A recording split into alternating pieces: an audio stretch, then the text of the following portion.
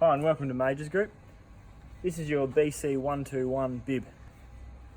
With this machine, you've got 5 different modes. So you've got your stop, cleaning, priming, production and storage mode. We're going to run you through these 5 modes today. Okay, so first thing we're going to do is prep the machine for production. So we need to sterilise it. So 1.5 teaspoons into roughly 10 litres of water. Give it a good stir.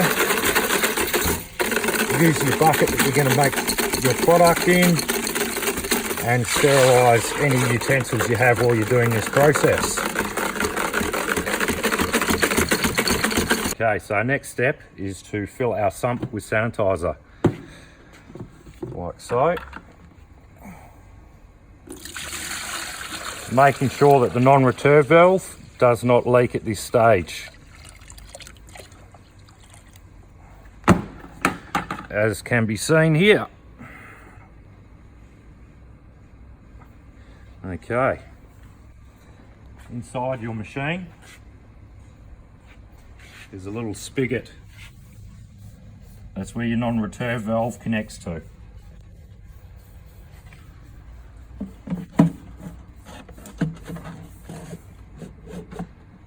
Pushes on like so. We've retrofitted this machine with a special bracket that helps keep the container forward and stops spills. Simple as sliding it in. And that locks your sump in, will not allow it to come out. Now we have the sump locked in, simply shut the door and turn the machine to number 1 cleaning mode. This makes sure that the pump and beater parts all get covered in sanitizer. Okay, so to clean out your sanitizer, it's as simple as pulling the trigger and running your water out.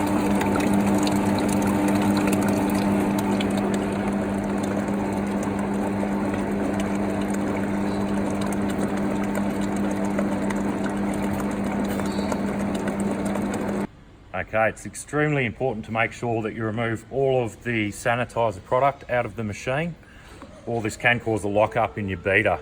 So just by giving it a quick flick to clean, pulling your trigger, you can force that last bit of water out of the unit, making sure that she has basically 99% of the sanitizer out of it.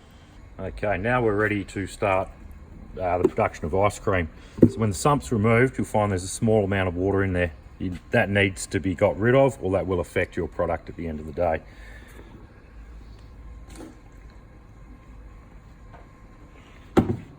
Now, basically, 1 bag of shake mix is the equivalent to 3.5 litres of water.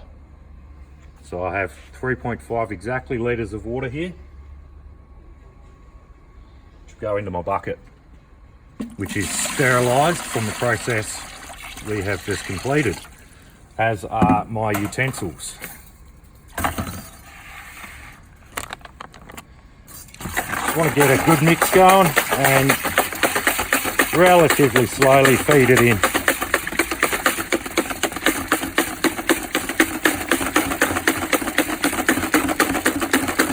Making sure that there is no lumps and it is a nice consistent mixture.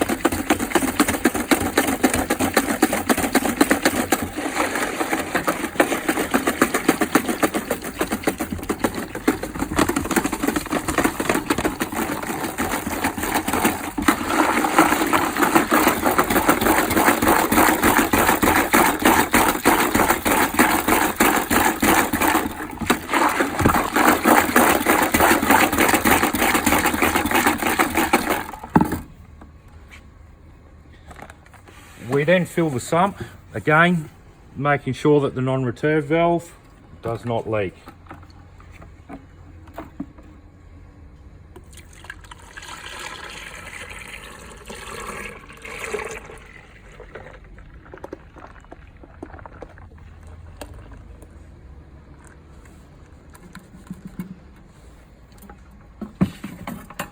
So same process as before.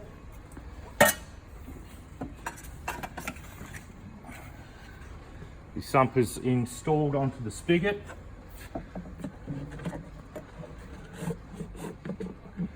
And the bracket simply slid down the back of the two spaces, locking it into position. And okay, so now we're going to go into the next mode of priming.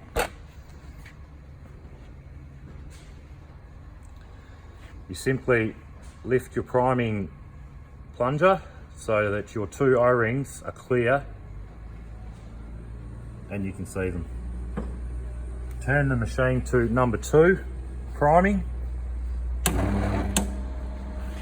If this is happening correctly, you will see product come out the base of your head here.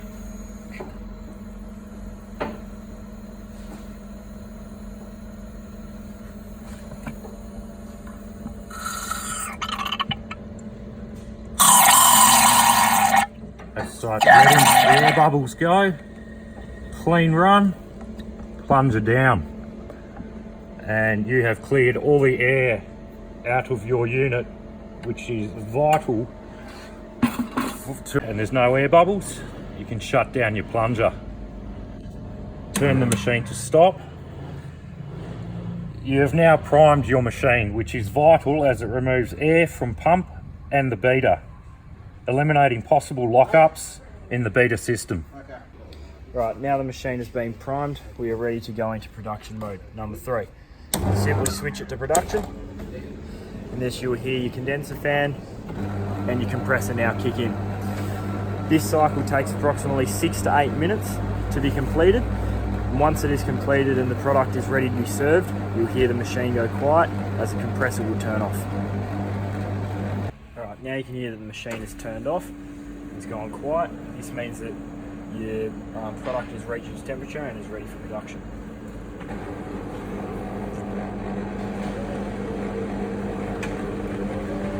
Your ice cream should ideally be sitting at between -6 and -8 degrees. If it's sitting between them temperatures, it's perfect. This little black sensor here, you must ensure that your cone or your cup or your hand either goes and glides in front of it and make sure it reads, as this turns your refrigeration cycle on every time you pull out an ice cream. Once you've finished producing for the day or night, it's as simple as switching from production over to storage. Once you're in storage, this keeps everything, all your product inside your hopper, refrigerated overnight. It turns all your compressor and all your electrical stuff off to save power.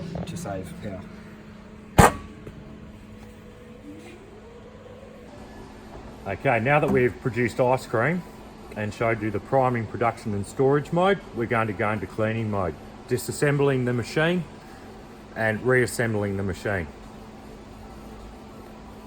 So your first process is to actually empty the machine of whatever product is left in it.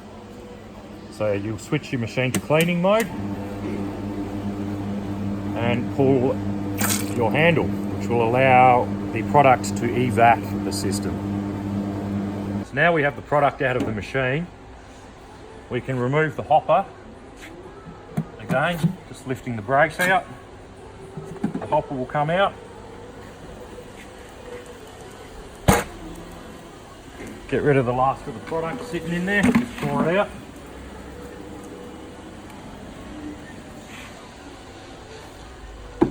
We use reasonably warm water and that will help get through and get the product off the side of the machine and help clean all your bits and pieces.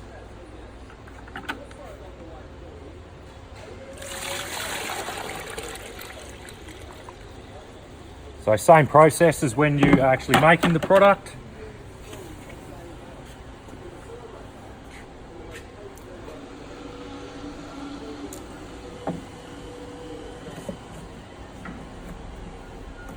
Lock your brakes in. Switch the machine to cleaning mode.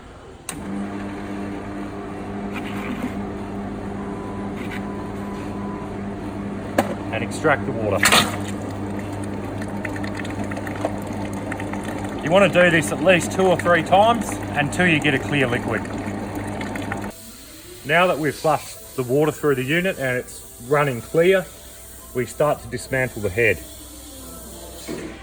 Very simple. Pin comes out, lever comes out, unscrew your 2 knobs. There may be a little bit of water left in the system here, so it's always handy to have your bucket.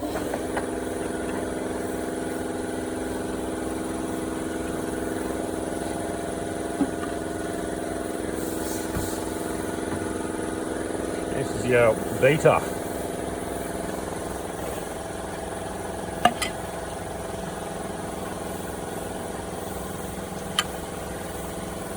This here is the most important part of your machine.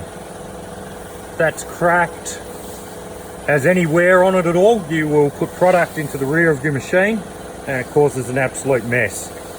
Very important it goes on every time.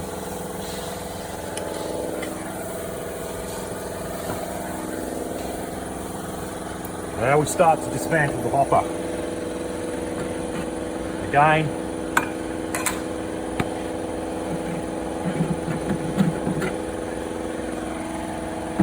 and what we have is your pump.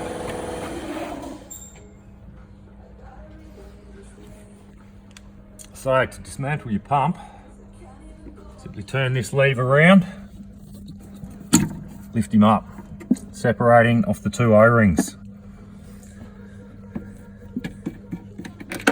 Again, just unscrew and remove your pump. So we have the 2 gears and the O-ring. Very, very important.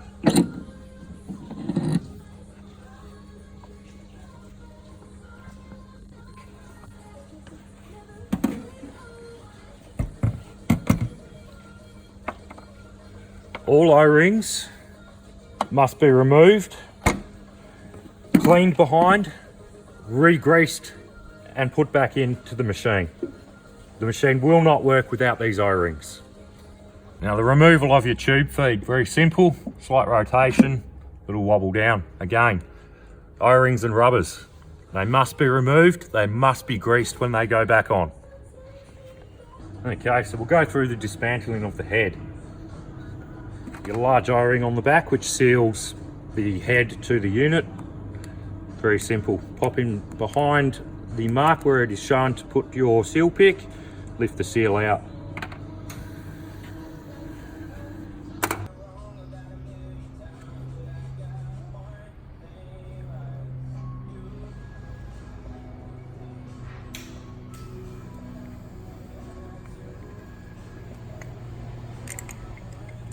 Okay, so remove your spring.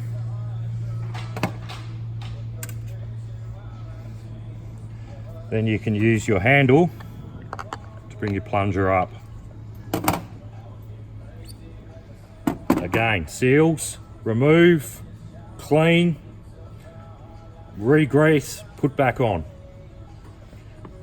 So that's your head in pieces. Take your plunger out, give that a good clean as well. Now we go to the pump. Very simple. And give them a little push from behind like that with your pick.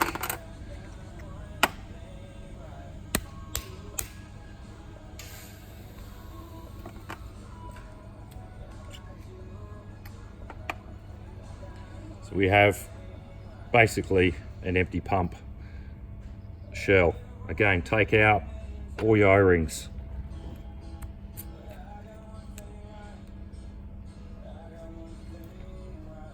Clean in behind where the O-rings were, any product that may be sitting in there. Okay, so back to your pump motor again. You've got 2 of these little O-rings on the either side. I've already removed one here. Very simple. Lift him out. Now your little spigot simply screws off. O-ring again. And a little ball working as a one-way valve. Top side Turn this around until it lifts. O-rings again. We have a stopper and a spring. They must go in this way. If you do it the opposite way, you will block the pump. One-way valve on your hopper need to be pulled apart and cleaned. Very simple. Take the back off him once you've got him open.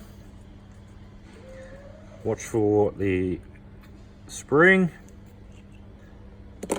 and your little pusher. Again, O-rings must be removed, must be cleaned behind, must be re-greased when they're put back on. Right, so this is the layout of reassembling your tube feed.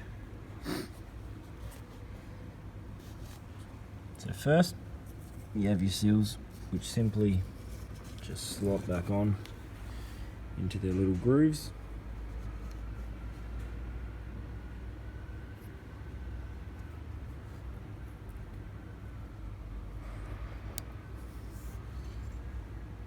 There's one on.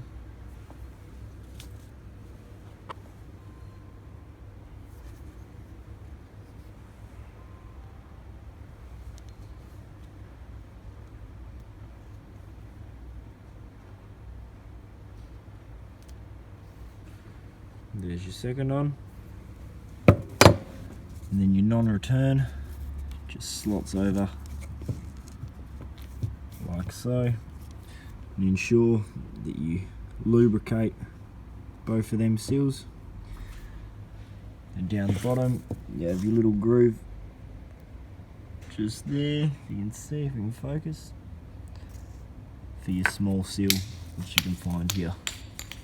And that just simply slots back on just over into that groove, which also gets lubricated. Then you have your little clip which locks it in onto the pump, and that you just push in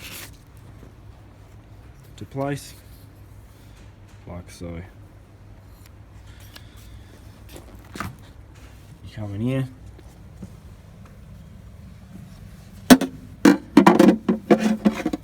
and so this basically sits in like that. So just like taking it out, you push it in until it goes all the way up and the seals aren't visible anymore, and then you just twist it to lock it in. Make sure it doesn't come out. It's locked in, yep. And then that just slots down over and then locks in. Give that a few pulls, make sure it doesn't come out, and that's your pump and tube feed reassembled. Alright, so now we're going to reassemble the tank.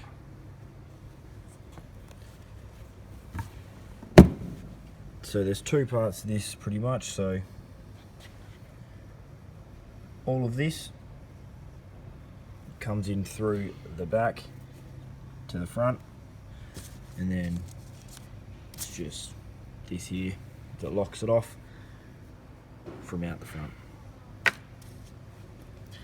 Alright, so you got a couple of seals. This one just slides over onto there, like so. And it's very important that we put this all, reassemble it the correct way, otherwise you'll get leakage from your tank, which will result in loss of product obviously. This spring just slides on like so, and this here slides in through the shorter end, just through there, and just pushes inside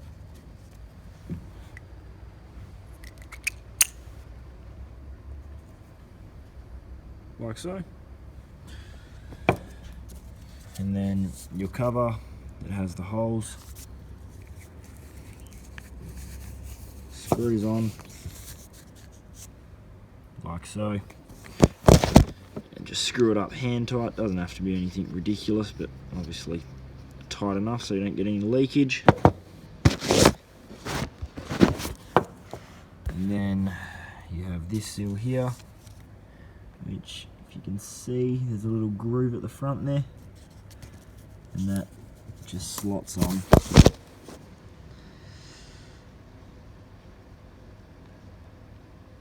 to the front into position there. Obviously making sure you also put a bit of lubricant in there. And then this here, as I said before, slots in through the back. Just sort of pushes out there. And get your other little locking device. And then simply just screw it up tight. Again, making sure it's tight enough so you won't get any leakage out the front, but nothing ridiculous that you're going to snap the plastic. Just like so. So that's what you'll see sticking out the front, and that's what you'll see from the back. And then this, as shown before, just slots in like so. Okay, now that we've completed reassembling the tank and the pump, we're going to move on to reassembling the beater.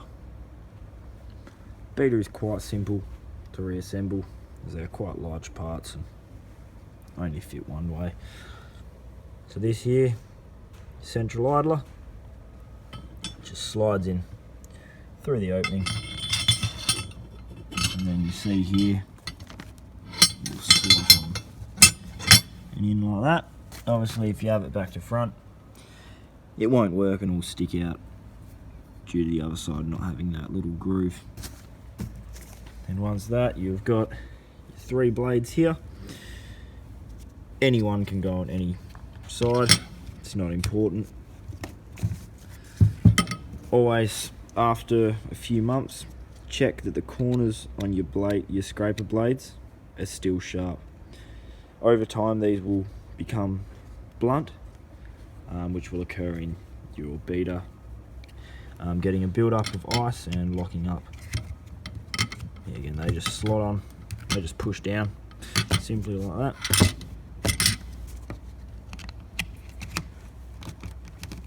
And like so. Then you've got your beater seal. It's important to lubricate the inside edges only. It's no harm if you get a bit of lubricant on the outside. The more the better. And then that just slots on like that.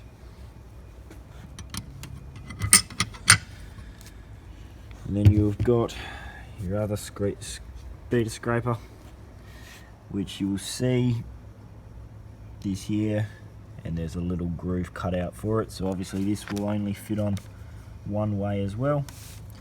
And same as before, that just slots on, twisted into position, so that slots over that groove.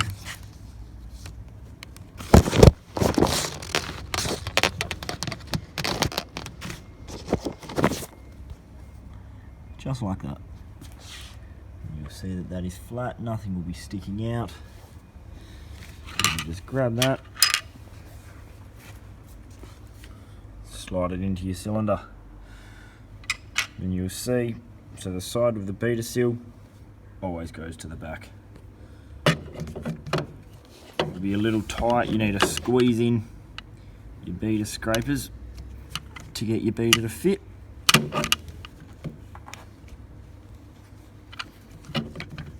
As it's made tight for a reason. This is so you scrape off the ice well and there's no loose edges. And then once you get in, you'll see that it won't push in all the way, it'll be sticking out. Once that happens, you just twist it whilst pushing into place. It'll find its little groove and will push straight in. Okay, now we're going to reassemble the dispensing head. These are all your parts that are required for the dispensing head. Obviously you've got your piston, which I've already put the seals back on, but that's just as simple as slotting them back over. Make sure you lubricate the outside of them seals, and then that just goes into the head, pushes in. Whilst you're pushing the piston down, it's important to give it a twist at the same time. That just eliminates any of your seals getting caught and broken. And then you see that little groove, which this just slots down into and pushes in fully. Perfect. Now your handle will fit in. As you see there's a little cutout for your handle to go into. Just push that in, grab your little pin, and it doesn't matter which side your pin comes in from, that's totally up to you. Then you may have to give your handle just a little wiggle till the pin goes all the way through. Pop that down, which is just a little locking device so that doesn't come out. And that's your handle and piston in. Then you just flip over to the back. You've got your seal. That just goes into the provided groove. Push that down, ensuring, again, you get your lubricant.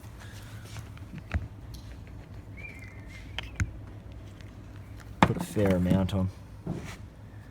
Just simply spread that all around the seal.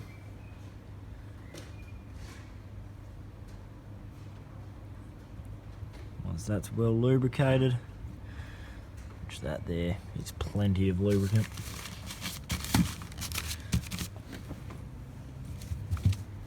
And then this machine here is also fitted with this device, which what this device does is simply, when you pull your handle to open the dispensing head,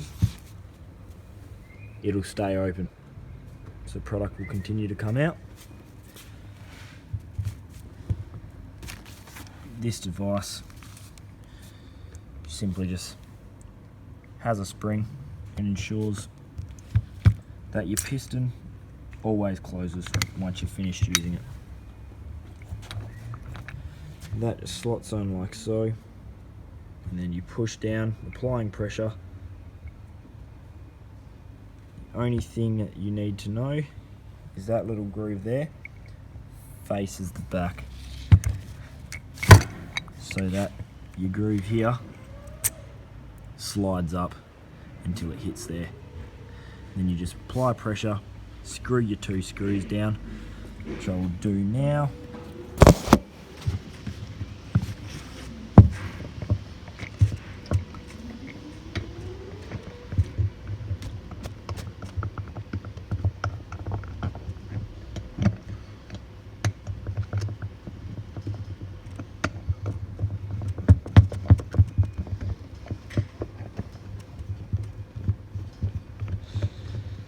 And with these screws, you just screw it down. Again, hand tight, doesn't have to be anything ridiculous.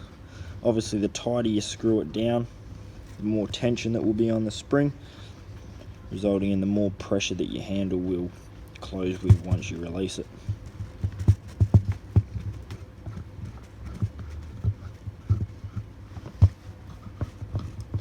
So you've got it hand tight. Your complete dispensing head will look like this. And then you just take that, and your 2 holes there will line up with this. So obviously if it is upside down, it'll actually hit and you won't be able to get your head back on. So just making sure that your hole is at the top and the middle, obviously not to the side, not down the bottom. Let's get that in position. Slot your dispensing head on, and then take your 2 screws that you're supplied with and simply tighten them up.